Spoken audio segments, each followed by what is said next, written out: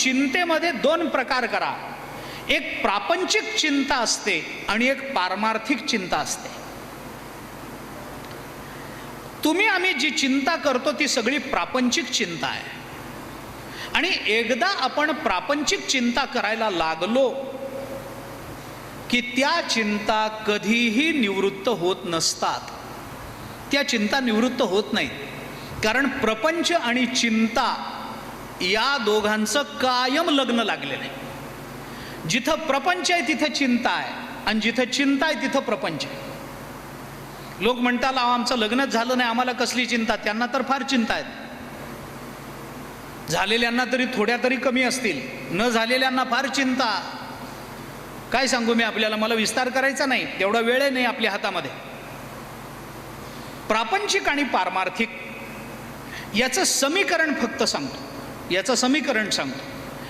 पारमार्थिक चिंता भगवंताच्या आधारावर करायची एकदा सवय लागली की त्याला प्रापंचिक चिंता करायचं कारण उरत नाही. पण प्रापंचिक चिंता करायची एकदा सवय लागली की त्याच्या जीवनाचं अधःपतन निश्चयात्मक भूमिकेतून ठरलेलं असतं.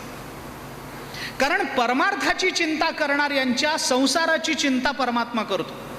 तयाच्या कुळीची चिंता झाली ईश्वराची पतिव्रता, ज्ञानोबराय बोलतात. भगवंतांनी शब्द दिलाय, एरवी तरी माझी या भक्ता आणि संसाराची चिंता, काय समर्थाची कांता कोरांना मागे. ज्ञानोबराय बोलतात भगवंताच्या मुखातून.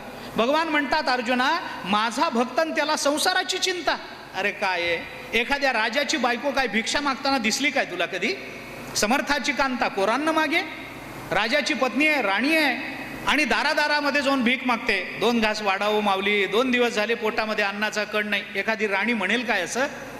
तसं देवाचा भक्त संसाराची चिंता करेल, पोटापाण्याची चिंता करेल, पण मनुष्य करतो हे दुर्दैव आहे. कबीर महाराजांनी एके ठिकाणी म्हटलंय, मुर्दे को हरि देत है कपडो लकडी आग, जीवित नर चिंता करे उसका बडा अभाग. कबीर महाराज बोलतात. कबीर महाराज म्हणतात, आमचा देव इतका सक्षम आहे. अरे मेलेल्याला, मुर्दे को, मेलेल्या मुर्द्याला, प्रेताला परमात्मा 3 गोष्टी पुरवतो. कापड कोरं करकरीत देतो,